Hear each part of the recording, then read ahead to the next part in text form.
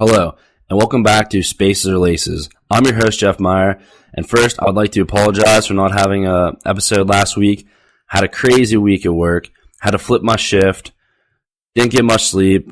It was a rough week, but I was on the big show last week and really enjoyed it. I was able to get on there, bullshit with the guys, talk some sports, loved every second of it. But getting back into Spaces or Laces here, I want to start off with a light 'em up segment of Martavis Bryant. Wow. So, start this off. Martavis has not been playing that well this year. He hasn't really been making any big plays. Looking forward to this season, one thing we wanted with the Steelers offense was big plays. And Bryant was our big play guy. The speed, the size, the athleticism.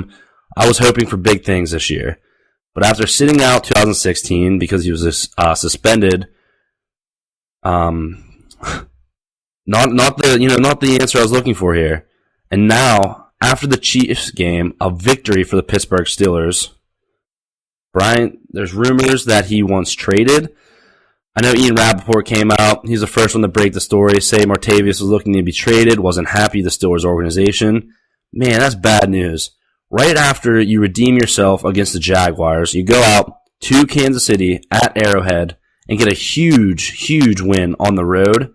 Bryant now flips the script, brings, more questions, more concerns to that Pittsburgh Steelers locker room. It's just bad for business. It's bad for the Steelers.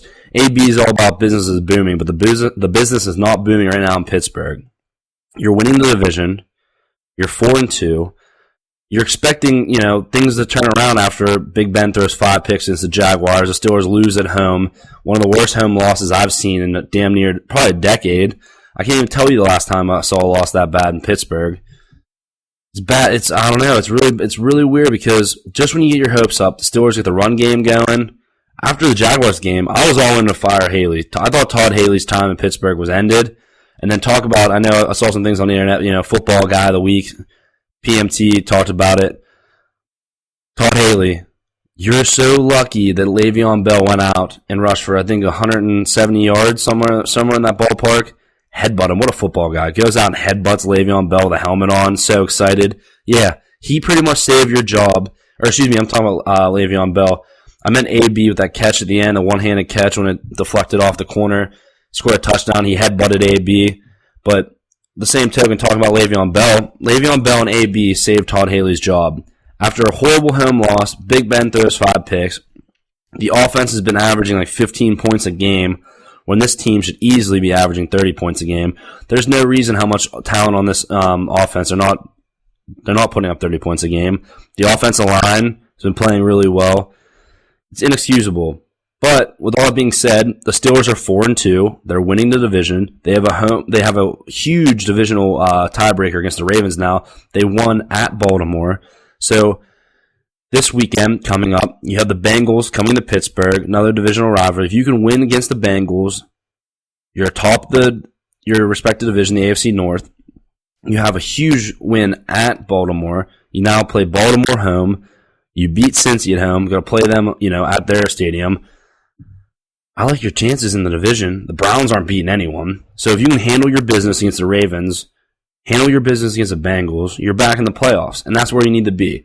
And hopefully some of this early season struggles with the offense. Todd Haley probably should have been fired, wasn't. Martavis Bryant asking for a trade. Those things start becoming less significant later on the season. I believe this is week 7. Week 9, Steelers have a bye. So if you can roll into your bye week 6-2, man, you really gotta like the Steelers' chances of winning the division then. But getting back to lighting up Martavis Bryant, how selfish are you? Come on, man, make plays. I was looking at some of his stats over his career so far. He was drafted in 2014, I believe. 2015 was his best season. He was targeted 92 times, only 50 receptions, 765 yards, and 6 touchdowns. And this dude's acting like a prima donna, a diva, a TO, and he isn't out there making the plays. It's crazy because he has the capability to be the best number 2 in the NFL.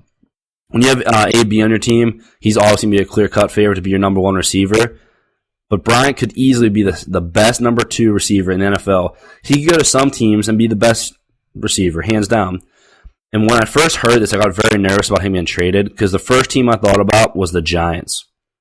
If you're the New York Giants, you're looking at your chops right now. You would love to pick him up because you don't have anyone to throw to. The Giants aren't a bad football team, and they won one game. I'm sorry, I can't remember off the top of my head. I can't remember if they lost. Oh yeah, they beat the Broncos last week. So yeah, they're 1-5.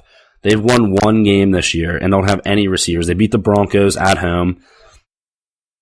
Don't know how they pulled that off. But if you can get a guy like Bryant, who's apparently upset with the Steelers organization, doesn't want to play for the Steelers anymore, is being a crybaby, perfect fit for the Giants. They don't have anyone to throw to. But man, if you're Bryant, grow up. Come on, I know you're a young guy. Learn from, some professionals. I know you're not the number one guy. Unfortunately, you want to be AB. That's fine. I understand it. But look at your surroundings. You have a Hall of Fame quarterback. You have the best running back in the league on your team, the best receiver. Go out and win a Super Bowl. Make plays. Make catches.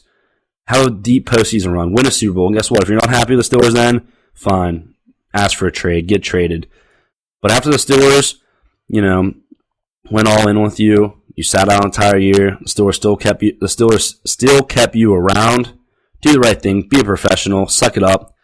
The season's, over a fourth of the way done at this point. Just be a better person. But talking about a better person, is there a better person in the league than Aaron Rodgers as far as a football guy? I don't know if there is. But it's really sad. Even though I've talked a lot of shit on him over the years, you hate to see him break his collarbone because the Packers were my NFC pick to win it all this year. To win the NFC and to win the Super Bowl. So it's hard to see Aaron Rodgers going down because realistically he's out the whole season. The Packers are not going to win the Super Bowl with Brett Hundley. He was drafted in 2015, the UCLA quarterback. I like him. My Green Bay Packer fan, my Green Bay Packer expert, I would say, we were talking to him about it. He loves Brett Hundley. He's watched him a lot of UCLA, has watched him a lot of the Packers, is really high on him. He thinks he can get the job done. But I don't think he can get the job done to win a Super Bowl in Green Bay. If he does, he's the second coming of Brett. And when I mean Brett, I'm talking about Brett Favre. That's one of the reasons I hate Aaron Rodgers. I don't know. Growing up as a Packer fan, I was a Packer Steelers fan, like obviously by location. My parents, my whole family were huge Steelers fans. But growing up, just loved Brett Favre, slinging the ball around. Maybe Brett Hundley would bring a little bit more, that Brett magic back to Green Bay. But I don't know. I'm just a Brett Favre guy. I know Aaron Rodgers is an elite quarterback, one of the best quarterbacks in Packers history at this point, which is crazy because he was drafted 2005, sat 3 years. Started 2008 when Brett Favre went to retirement, because he went to the Jets. Yeah, that's right. He went to the Jets, and then Aaron Rodgers' team since 2008. But it's crazy because he hasn't been a starting quarterback for 10 years yet. Kind of blows my mind. He's won a Super Bowl. Statistically, might be the best quarterback ever with was it touchdown to interception ratio, completion percentage.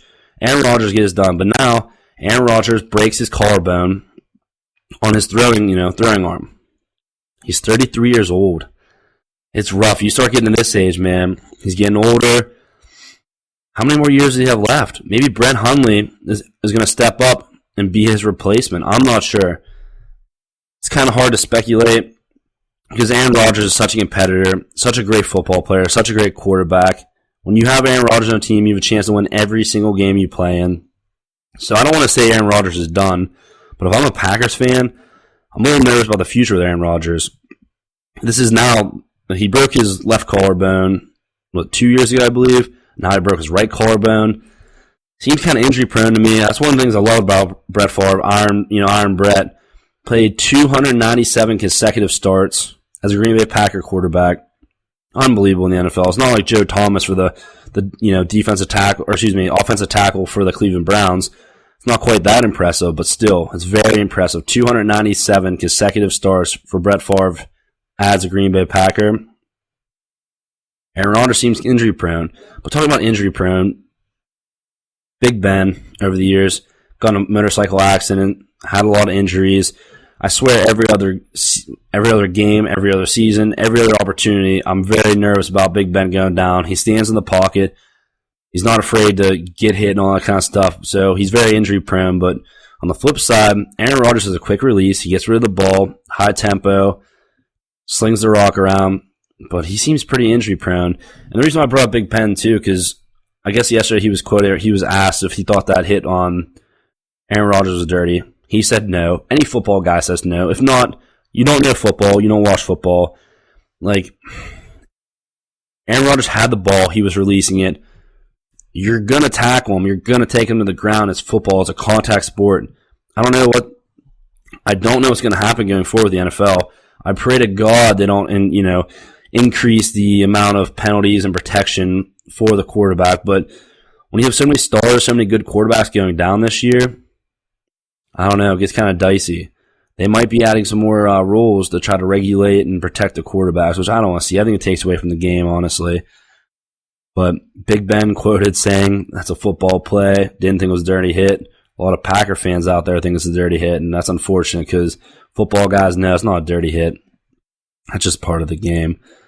But I'm very, very curious to see what Brett Hundley's got. I liked him at UCLA. I didn't watch him as much as my Packer expert has watched him, but he's not going to be enough to.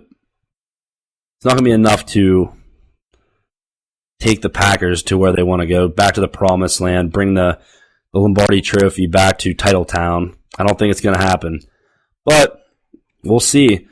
And my guy for the for the Chicago Bears, Mike Trubinsky, here's your chance, man. Rookie quarterback, been playing okay, not great, but hey, when you get thrown in the fire, things are going to happen. But I think he's been playing okay. I'm going to try to keep tuning in, trying to watch him as much as possible because he was my preseason. Like when I watched the preseason football games, he was the one quarterback and one player that stood out to me that I liked his chances going forward as a player in the NFL. But that NFC North is interesting now. Aaron Rodgers goes down. You have Matt Stafford for quarterback in the Lions. Trubisky quarterback in the Bears. That's tough. I don't know who's going to come out on top now. I thought the Packers were a clear-cut favorite earlier, but now I'd have to lean on the Lions winning that division. Matt Stafford is the best quarterback now in the NFC North, hands down. When you have the best quarterback, you usually win a lot of games. When you win a lot of games, you win divisions. So I now, unfortunately, I'm going to have to flip my pick here. I'm going to take the Lions win the NFC North now. It only makes sense. But talking about the Vikings a little bit, I saw that Teddy Bridgewater's coming back. I mean, that might shake it up a little bit, but I just don't think the Vikings are there. They have a solid defense. Between Case Keenum and Sam Bradford, I just don't like the Vikings' chances. I'm going to take the Lions in that division. Matt Stafford, best quarterback. They've been playing pretty good ball. I like their chances. But talking about the NFL, I want to run through this real quick because I want to talk some college. I got my Michigan gear on today. Penn State hate week, number 2 coming up, but I want to finish up the NFL here quick. I want to run through some games. Raiders playing the Chiefs. Raiders home, +3. Taking the Raiders this week. There's a lot of home dogs this week, which I like a lot. So I'm going to go through each game, each matchup, just say who I'm taking for the week. So Steelers -5.5 against the Bengals at home, taking the Steelers. Bills versus Bucks. This is a very, very, very interesting matchup in my opinion.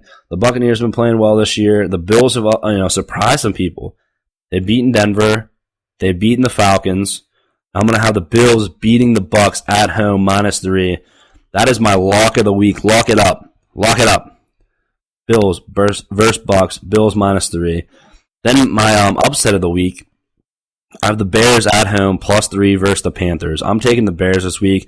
Mr. Trubisky is going to get it done against the Panthers. I don't know what to think about Cam Newton. I never know what to think.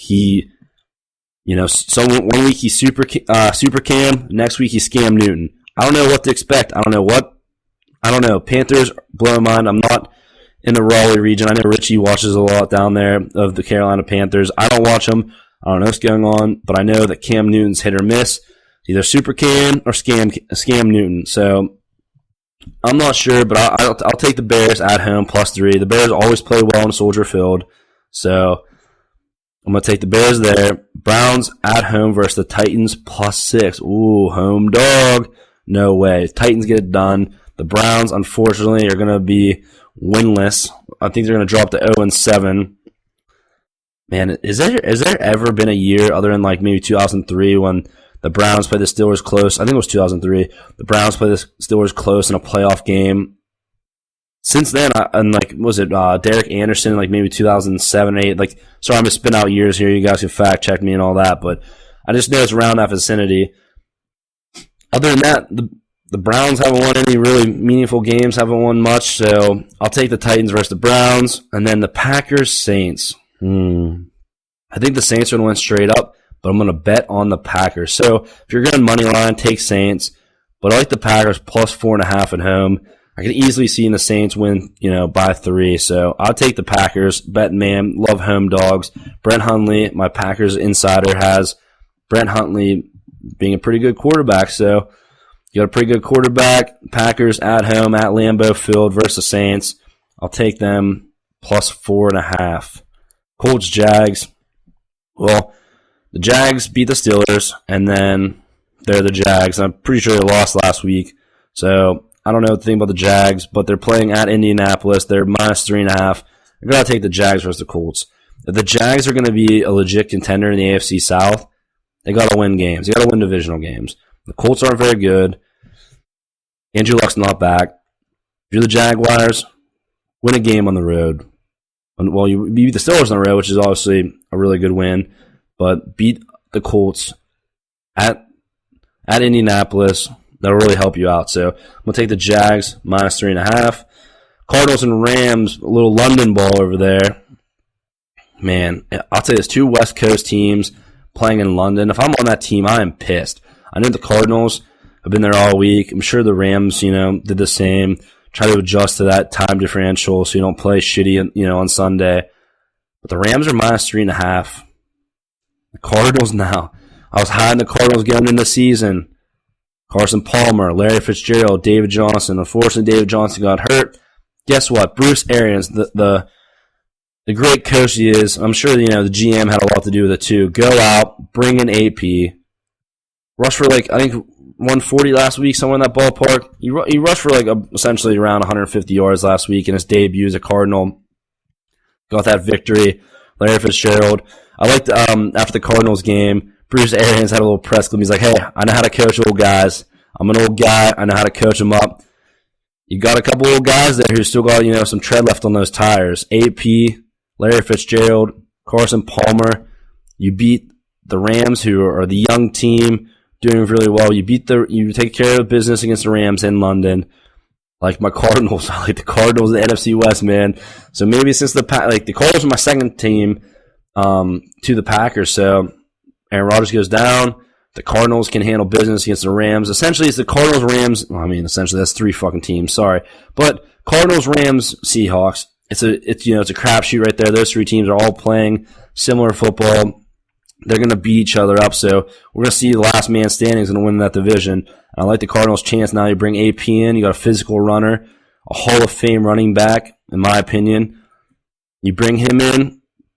Carson Palmer can still sling it around a little bit. I like your chances. The defense is good. There's no doubt about it. So you handle your business this week against the Rams, and then I think it's going to be the Cardinals and the Seahawks for that division. That's my opinion. The Rams, I didn't think in the season. I know Matty B called it. Said the Rams were going to be good. I didn't see it. I thought the Rams were going to be shitty again. I was wrong. The Rams have been playing good, but I still think it's the Cardinals and the Seahawks are the best 2 teams in that NFC West. And then going to the AFC East, 2 teams that the Jets, they didn't surprise me this year. They've been playing out of their minds compared to what they should be. The Dolphins, they beat the Falcons last week, and I don't think the Dolphins are a very good team. Jake Cutler has still been throwing for 150 yards. I don't know how the hell you do that when you're a NFL quarterback. About 150 yards, get it done. I think he lost in London. He threw 119 or something crazy like that. But I'm gonna take the Dolphins at home against the Jets. I think they're the better team. Jay Cutler needs to step up because the Patriots aren't that good this year. They're not. They beat the Jets last week. They should have beat the Jets. The Jets had them on the ropes early, made it interesting. If the Jets didn't talk about NFL football. That call last week against the Jets was the worst call I've ever seen in the NFL, other than the replacement ref debacle with the Packers Seahawks. That Jets play, anyone in this football, any football guy I'm going to start raising my tone here. I'm super pissed about this. Any football guy out there will tell you that was a touchdown. The tight end for the Jets apparently lost control of the ball as he was hitting the pylon, regained possession, but when he regained possession, he was out of bounds. So therefore, it's a fumble out of the back of the end zone, touchback, Patriots ball. Get the fuck out of here. That's a touchdown. He caught the ball. He was running towards the end zone. He got whacked by two guys. The ball might have moved a tad bit. Okay, we get it. He didn't necessarily maintain 100% control of the ball, but he still had the ball in his arms. He still had it. Hit the pylon. Was going out of bounds. I don't know how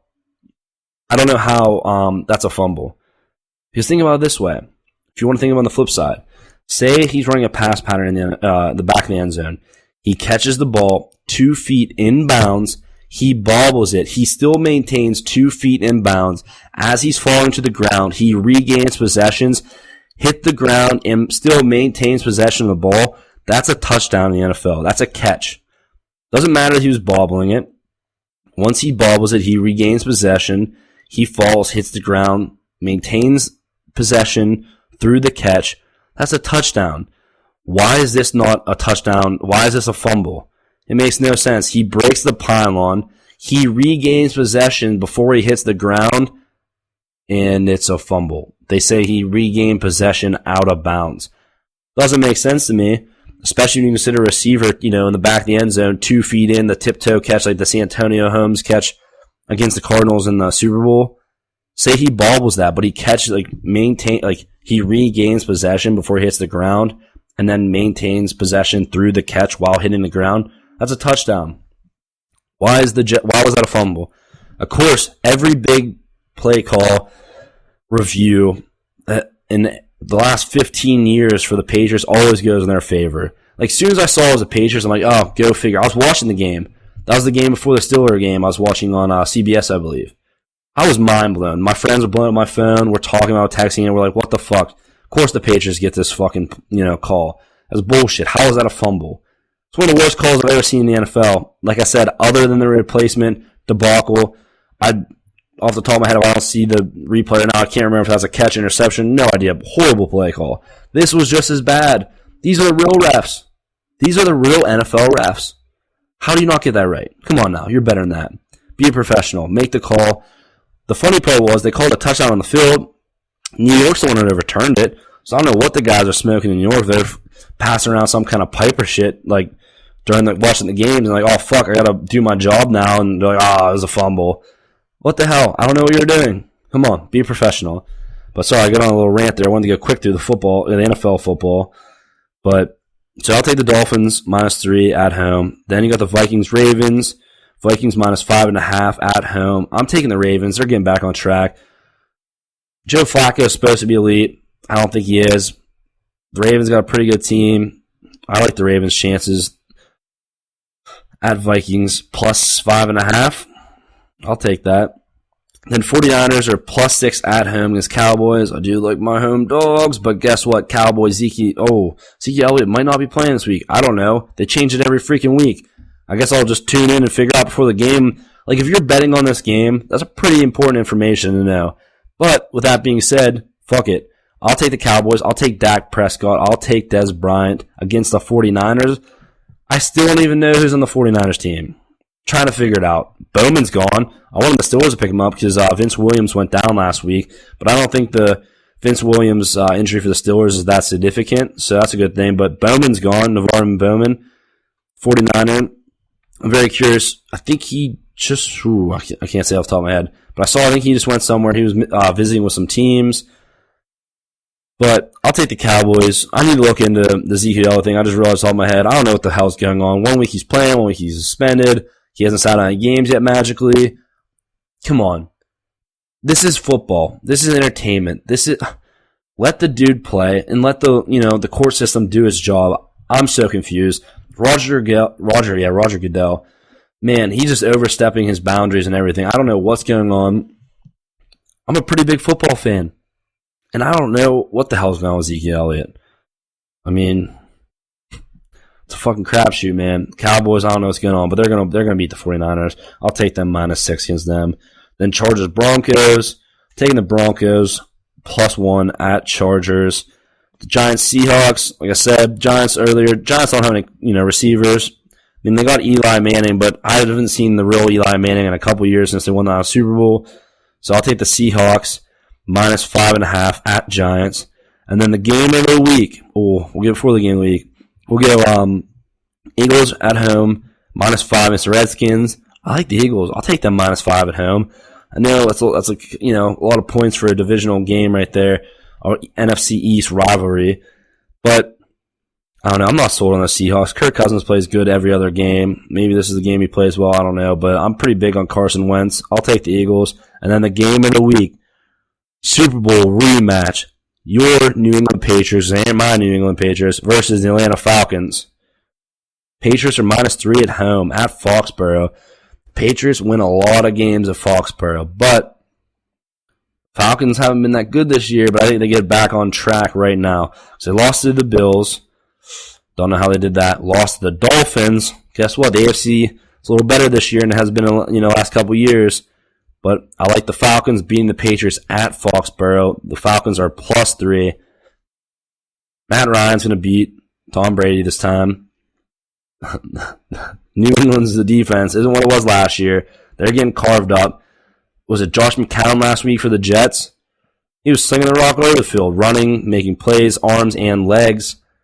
New England's defense got exposed against a 37-year-old quarterback who's never been really good. I like Matt Ryan's chances. I love it. Take the Falcons. That's my other lock of the week. Taking the locks of the weeks, Bills and Falcons, lock it up. Now, flipping to college, there's only really one thing to talk about. But before I get to that, I'm going to mention the other game that popped off the page to me is USC versus Notre Dame. This is a historic game. You got to love this game. If you're a college football fan, you like this game.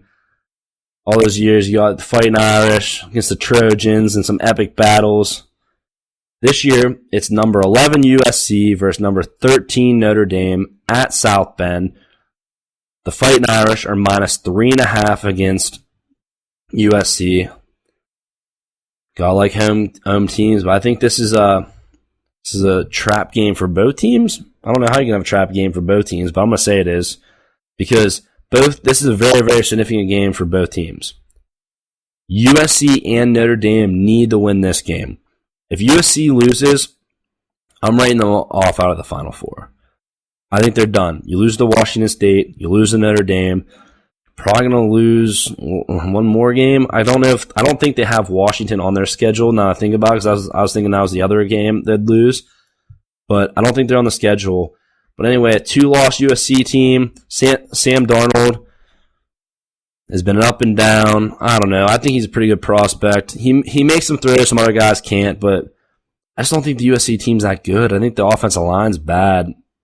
I think they got overhyped before the season, which I was on the bandwagon. I'm like, all right, USC's pretty good. They got a good quarterback. I think they're a little overhyped now. Offensive line wasn't as good as I thought it was going to be. But I don't know about Notre Dame. Notre Dame only has one loss this year. They have one loss. It's against Georgia Bulldogs, who are undefeated. Go Dogs. They've been playing really well. But I'm going to make a decision now. I'm going to take Notre Dame at home -3.5 against USC. I just did it.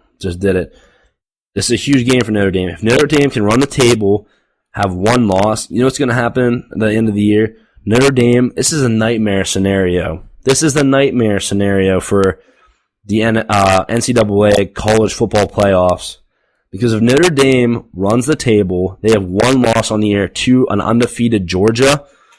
I mean, because at this point, it's going to be Georgia versus Alabama in the SEC championship, which I think Alabama would win that game. So their only loss going into, the postseason will be one loss to a Georgia team whose only loss is to Alabama. Things are getting dicey, man. Because Alabama's undefeated. They've one loss. They're going to be put in, no doubt. The Big Ten champion, most likely going to get put in. Not sure exactly who that's going to be yet, because there's some interesting games here in the upcoming weeks. But Notre Dame's going to throw a wrench in this whole situation. Like, they might bump out an ACC, a Pac-12, a Big 12 school, because, of course, they're not in a conference. They don't have a conference championship. Notre Dame's always going to fuck things up with this. They play an ACC schedule in basketball and every other sport. Why don't you just join the ACC, man up, join the Big Ten? Because I know they want to play football in the Big Ten. I think, like, for historic reasons, rivalries, like, if Notre Dame's in the Big Ten, they play Penn State, they play Ohio State, they play Michigan, Michigan State, Iowa, Wisconsin. That's who they're playing. Man, that's a lot of fun if you're a Notre Dame guy. But Notre Dame, of course, wants to do all this crazy shit so they can play USC, they can align, they can play NC State, they can play Georgia, they can play whoever. I get it. It's good for you guys, but it's also bad for college football. Because this year, you're going to throw a wrench in the whole damn things. You're probably only going to have one loss because now I'm taking you over USC. You're going to throw a wrench in the system. So I'm going to have to look, next couple of weeks, start putting together what my playoff predictions are. But they're all jumbled right now because everything. Because I think Notre Dame's going to screw everything up. But talking about screwing everything up, Michigan is going to screw up Penn State's season this weekend, baby. Woo! Go Blue. Hey, I'll tell you this much. I had Penn State hate week when Pitt played them. Pitt got ran out of the fucking building at Beaver Stadium. I was there. But the same token, they didn't get beat as bad as I thought they were going to be. They held their own. I'll tell you this much. Number 19 Michigan, I think, this week is going to turn some people's heads. They had a bad loss against Michigan State, in-state rivalry. And I know I've been talking shit. I know Rick and all them have been talking shit like all these rivalry games. Michigan, every week's a rivalry game. Guess what? When you're the best team, one of the best programs in the country, you're going to have haters. You're going to have people saying it's a rivalry game. Guess what? When Michigan steps on the field, it is a rivalry game. And this weekend at Beaver Stadium, Creepy Valley, Michigan's going to go in there and handle business. I am a little skeptical, and I'm talking a lot of shit here. I'm a little skeptical because they don't have a fucking quarterback. John O'Korn's he's not the answer.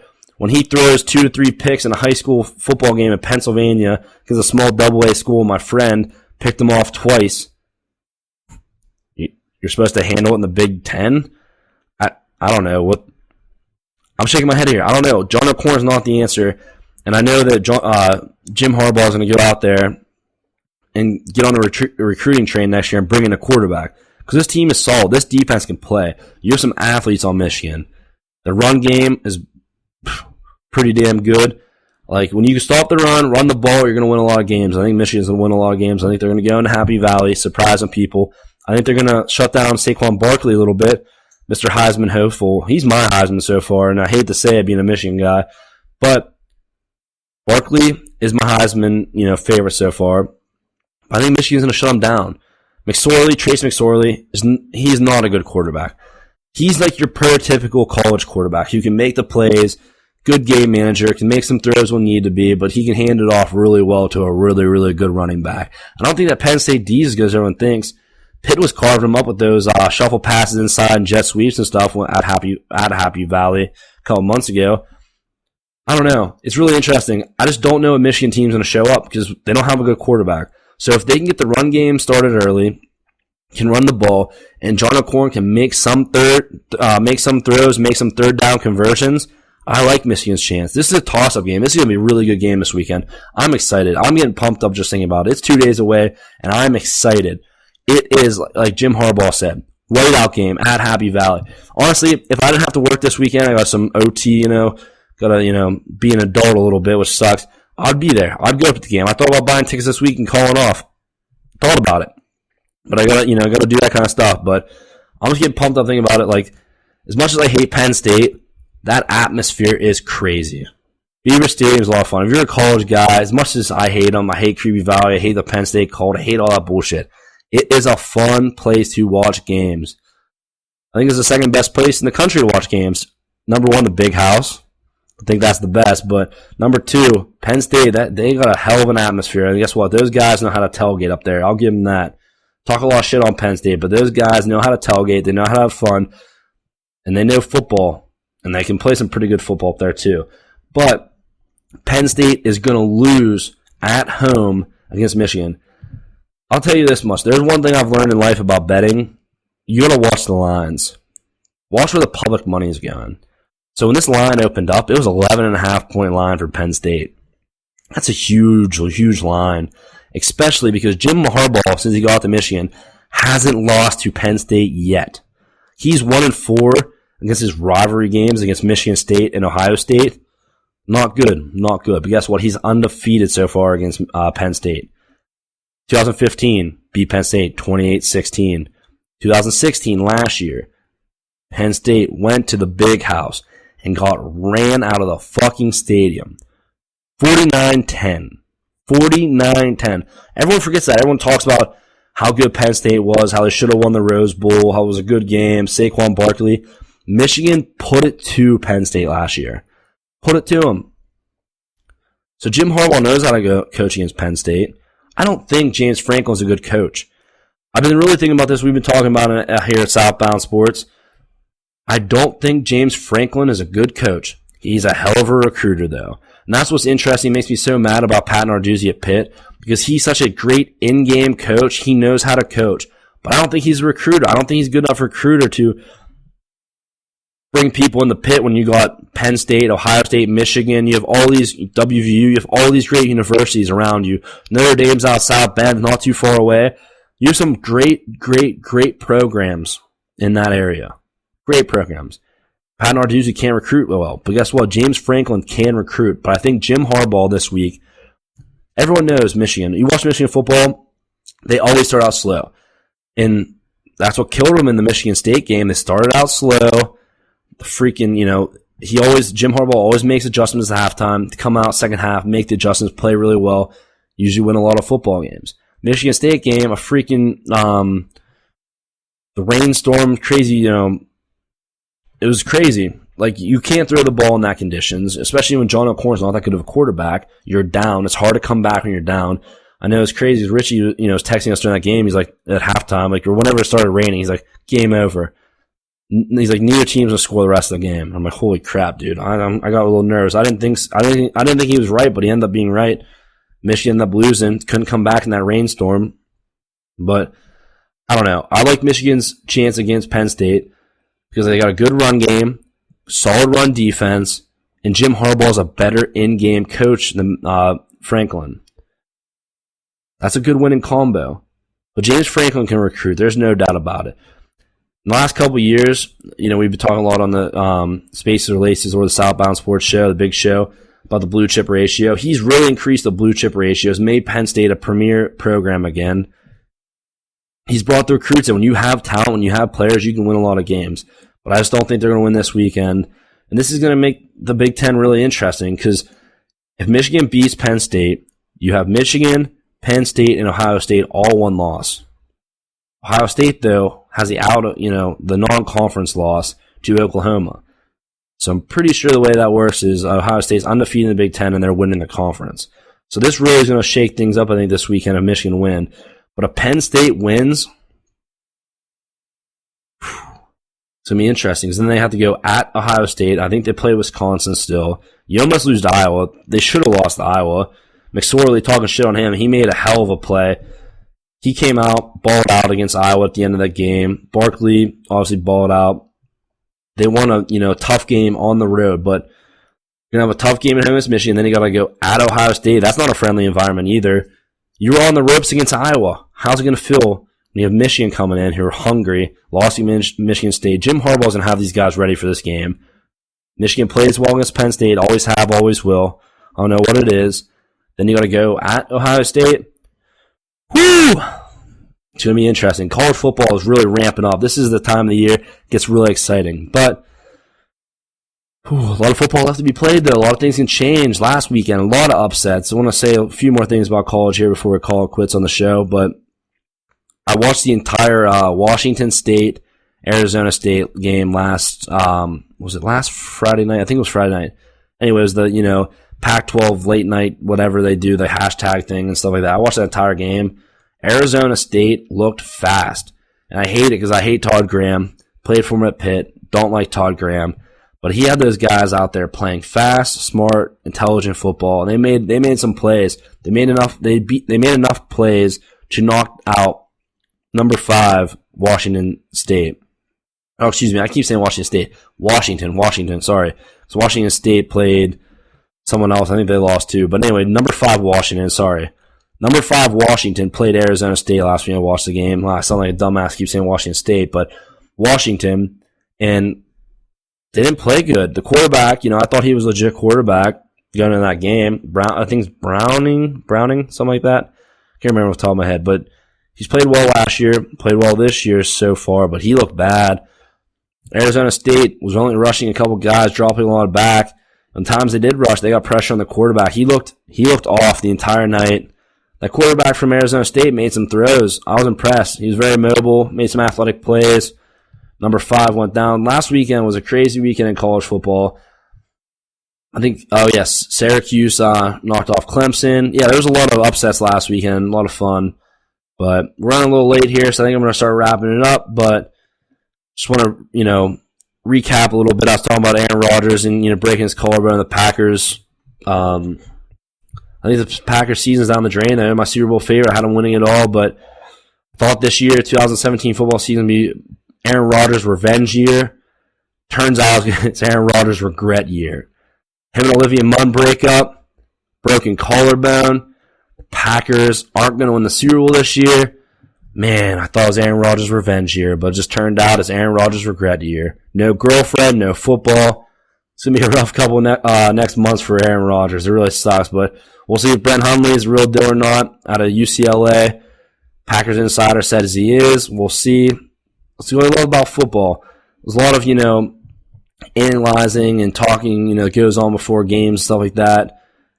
But until you step on that field, you put the cleats on, throw the pads on.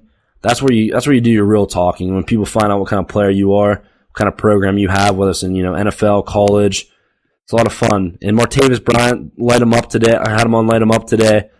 Do your job. Be a professional. Go out, make some plays. You want to get traded? Guess what? The Steelers are going to trade you right now. You don't have any draft stock. Who wants you? You sat out all last year. You played rusty this year. You've been playing like shit. No one wants you. Go out. If you really don't want to be a Pittsburgh Steeler anymore, go out, make plays, get paid. That's how it works. You make plays, you will get paid. Simple. Very easy. Go out, make some plays. But the Pittsburgh Steelers winning the NFC North right now, NFC North, AFC North, misspoke. The AFC North, 4-2, got like their chances of winning that division. That's what's crazy. You have 2 horrible losses. One's against the Jaguars and the Bears. You'd think the sky was falling in Pittsburgh the way people were acting. Guess what? You're winning the division. Calm down. It'll be okay.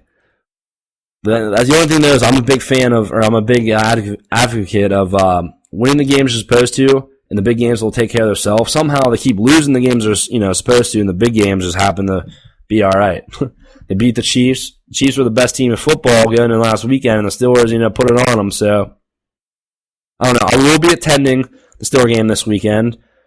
Steelers are playing the Bengals at home. Like I said, I think the Steelers are going to win. I think they're going to cover the spread 5.5. I'll be at the game, tailgating. I'm sure you guys saw on Instagram, on Twitter, Southbound Sports. We had a member of the Southbound Sports family at the game. We had some videos, some pictures, some tailgating pictures outside the stadium, inside the stadium.